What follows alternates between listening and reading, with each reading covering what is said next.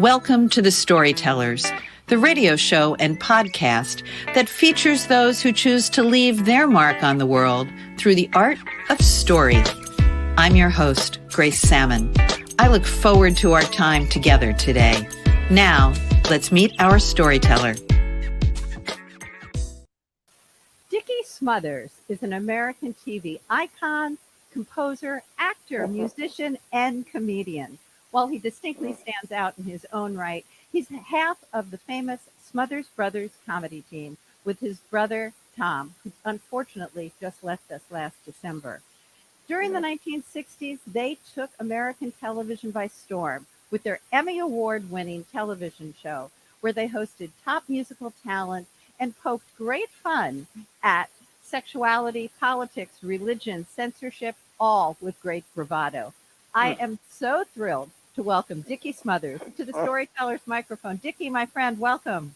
Oh, it's good to see you, Grace. And I want to meet that guy you just introduced. I have no idea. Maybe I'll find him interesting. I don't know. But that you sort of live your life, and it's just the way I've done it, and I let it happen. And when you let it happen, it sort of fills up certain cracks that you never knew you would go down that road or this road. And part of the life were dead ends. But every time you do something that doesn't work, you learn something from it, and something else happens. Nothing happens in God's life by accident.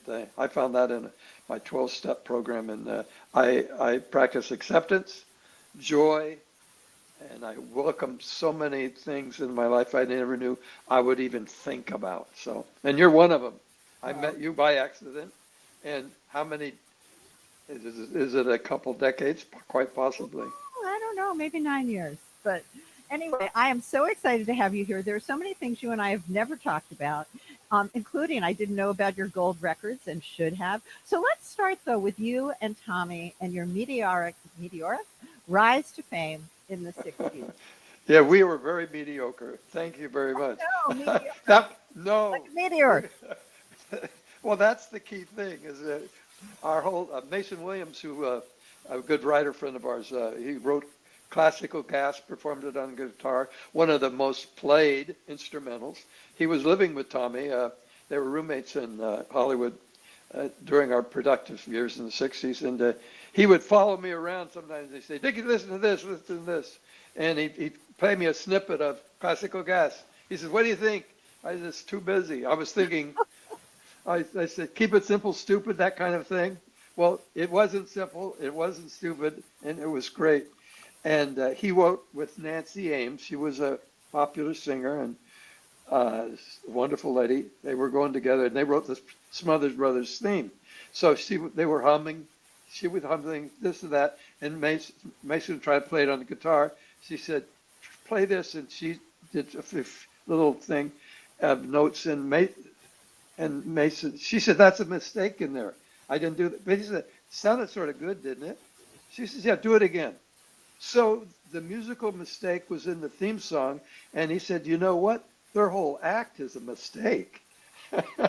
Their whole act is a mistake, and it is in a certain way very much not a mistake. It's improv, and in improv, you do things that work or don't work, and great improv, like great conversation or life, you don't know it's happening until it comes out of your mouth.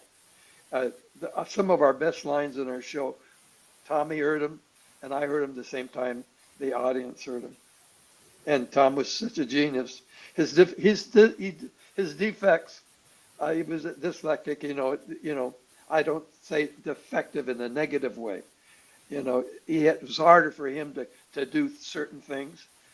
Was so genius, and I was if we were male and female and we met somewhere, we would have been the perfect team, like George Burns and Gracie Allen. It would have happened. But you were the perfect team. I would say that after all of these years, and I want to talk a little bit about some of the talent that you had on, but after all of these years, I think what people remember is that incredible interplay between you and Tommy. It was astonishing. Yeah, because it was real. It was real, real, real. And when Tommy make those smirky little looks, and some of the time it was to see how I took it, see how I reacted.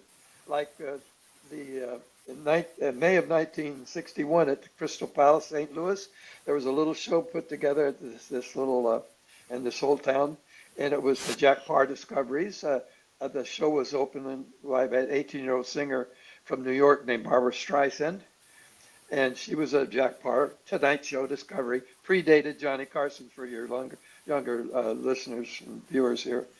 And he's the guy that really made the show happen, Jack Parr. And anyway, we were. I had a point there. Barbara Streisand, 18, and there you were. Mom Like You Best came out by accident during one of our performances, and Tommy, his part of our thing was I put him down. He didn't deserve to live. He was not good to be a brother. You were rotten. Nobody loved me. Blah blah blah blah blah. And then he would, with his little hand behind the guitar, just so I could see it more. He's saying, "Do more," and I was getting almost booed at times. I was very disliked on stage, and Tom was so sad and getting bugged, beat up by his brother. And then, "Oh yeah," and I said, "Yeah." He says, "Well, the mom always liked you best," and it just came out. The audience just exploded. Our reaction almost blew us off the stage, and that's the kind of thing that true life can be like that. Something absolutely unbelievable, unexpected explodes, and it's good. It's a good thing, good explosion. And we had so many of those little moments, and because we really had conversation. It wasn't your turn, my turn. Let's write. I'll be the straight man, you be the comedian, like most guys do it. And you see it's structured. You could tell it's structured. Ours was conversation, and of a little guy that tried to make or justify any outrageous thing he said, and I would try at varying degrees to correct him. And sometimes I would on purpose give him the wrong information, and then would take another tack. So we had so much fun with it. So did Mom like you best? I have to ask. No, of course not. She was, and justifiably so, from the standpoint of birth order alone. I mean, you got all your time that you could spare is with the firstborn, all the things you're learning and didn't know and everything. And there's a bond there that the next child doesn't have that bond. Of course, she's going to love. If she's a good mom, she loves you all in your unique way, and who you are. And so he rubs my nose in it, that's a sibling thing. The mom always liked you best. He knows I know it's not true, and the audience doesn't know, so he gets the sympathy and reminds me she didn't like me best. So with kids, the sibling brothers and sisters, that's a win-win for Tommy. It is. So how did it happen? How did you go off the charts the way you did? I know in my household, the world stopped when it was time for the Smothers Brothers. Oh, you're so sweet to say that. How we did it was pure luck, blind luck. But once you get the luck, you got to have something that all these people are watching. If you're just, say Brian Lecter, you got the spot on the Jack Parr Tonight Show like we did, and you were just ordinary, nothing unique about it, nothing would have happened. Oprah said, I think it's true. Here she was this black woman, and at a time in America, in the Midwest, and she had 1 billion to 1 or 2 billion to 1 chance of being a huge person like she is today. I mean, you couldn't. No, there's just no way it was going to happen. She said, I was lucky. Then pile on the lucky opportunity of where you are and where the venues you're working on. I think it was local television and maybe even the weather, like the weather guy, the other late night guy from Indiana, Letterman. Letterman was a weatherman. I didn't know that. Yeah, he was the local weatherman. And when you look at the O'Kinney's films of it, He was a unique weatherman. He wasn't just another weatherman. And then the next step, of course, is a late night talk show. No, it doesn't happen. Johnny Carson was a game show host. A lot of them were that, comedians or game show hosts or something uniquely them, and only the ones that had a uniqueness. Now, when we got the Tonight Show, we were really good, by the way, right out of the box, and we didn't know why. But that didn't make us a direct route to being a famous star or whatever you call this. People have to see you. They have to see you now. How can they see you if you're working little nightclubs, little folk singing clubs? Remember, we started in the folk singing era, early '60s, and we didn't know folk songs, but we made fun of them because they were stories. We could talk about stories, and that's how we got the craft. But we got it tonight. We were working on a little club opening a show in New York at the Blue Angel, famous little Discovery Club, yeah. And we're killing them, but we didn't put anybody in the seats. They pay you by the people that put in the seats and how much they drink, so to speak. Bring in the revenue, then you get. Well, the headliner was a favorite of Jack Parr's, Pat Arrington Jr. He had a series and all that kind of stuff, and Jack Parr collected comedians, and he was. It is in New York. Jack Parr was in New York, Rockefeller Center, and NBC. And he said, I'll see if and Pat liked us. They had to like us. We were so naive. We didn't know what we were doing. We just got up there, sang some songs, and argued.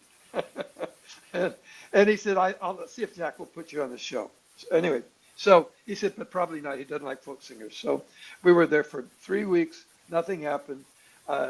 3 days before we left town, it was a Friday night, I think. We got a call. You're on the Tonight Show. God, something must have fallen through. So we run over there, with our bass, and we do a run through, which was really bad because you can't run through for cameras talking a joke or talking our act. And then they all got worried. We almost got canned before we got on. And so Jack Parr saw us, and he decided he wanted a distance. He had no idea if we were going to be any good. So his introduction was he'd never heard of us before. We had a funny name. Our dad was killed in the war, World War II. He didn't like folk singers. Generally, he liked Burl Ives, but he didn't like folk music. And here they are, the Smothers Brothers, and we walk on stage. He came down out of the couch, right in front of our spot, and he was tall and everything. And here's these skinny little guys, didn't know what they're going to do. And he said, by the way, what's the difference between folk singers and hillbilly singers? And Tommy said, well, they sing higher. Tommy just came out, just threw up something. Like you dumb. They sing higher. And that's stupid, right? A stupid line. Tom, I don't know. The audience exploded. They loved us. Jack was shocked. He said, I don't know. Go ahead and do it. And not only did he love us, he had us back again and again and again. And that night or the next day they were at work, people were talking at work. Did you see the Smothers Brothers? That was so critical. And we didn't deserve that spot. The only reason we got it was we were opening the show for Pat. And if something like that doesn't happen, okay, Bob Newhart, Chicago. Now, a template for a road to comedic genius and fame isn't one half of a phone conversation. Here's a great idea, young man. Take a telephone and talk into it and make it funny. Well, that was his act. And Dan Sorkin, a disc jockey in Chicago, the #1 guy, loved him, played the heck out of him. That was his break, and things have to happen in very many areas like that. And we went with it, and we kept striving higher and higher, reaching more than our experience would guess you would be successful. And then when it was time to replace Gary Moore on Sunday night against Bonanza on CBS in 1965 because the ratings were bad. We had just had a sitcom that was mediocre. They said, stick in the Smothers Brothers. The audience loves them, and a variety show's real easy and cheap to start, and then we'll get something good. Well, and you went up against Bonanza, and you not only beat them out of the ratings, like I said, in my family and maybe most of American families, the world stopped for you. I just want to talk for a little bit about who you had on your show. We got 5 minutes, 4.5 minutes left. And I think it's okay. I think we're just going to have to turn this into 2 episodes, Dickie. Maybe a whole series. You've had George Harrison and Ringo Starr of the Beatles, Joan Baez, Harry Belafonte, who I adore, Donovan, The Doors, Jefferson Airplane, Peter, Paul and Mary, Spanky and Our Gang, Steppenwolf, Ray Charles, Ike and Tina Turner. The list goes on and on. It would be impossible to talk to you about who you liked best or who stands out. Well, the first our initial show, we were a mid-season replacement, was a huge hit. But you don't know if it's a ratings hit, and they'll go back to what they were watching before you. You couldn't record them if you didn't see them live. You missed the show. So the next week was real important, and that was big.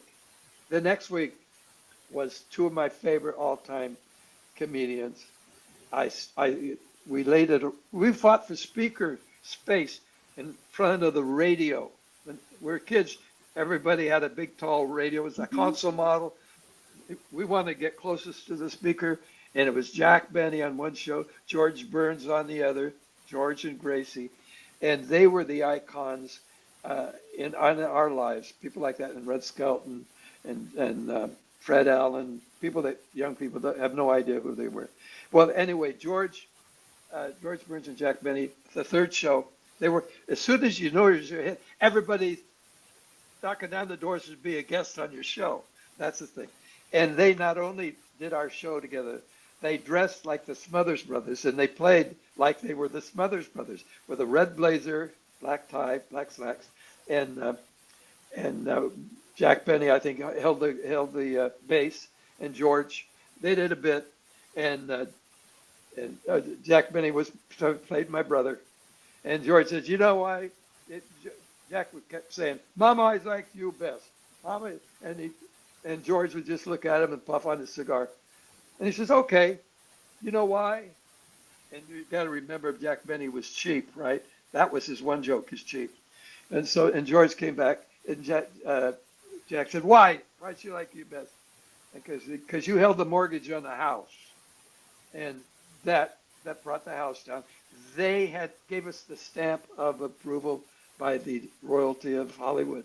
You got that quality guest, and then we grew from that. The 60s happened, Vietnam, 3 assassinations, the counterculture, pot, all those things of the 60s happened, and we were the only young show on television.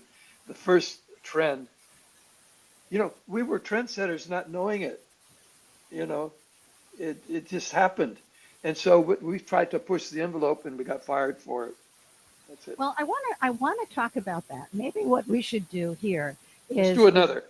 I was going to say, we'll just make a pause here. I'm going to play our outro. I'll play our intro. We'll come right back for a second episode. So, Tommy, just stay with me. Listeners, stay with me, because we're going to do this in 2 episodes.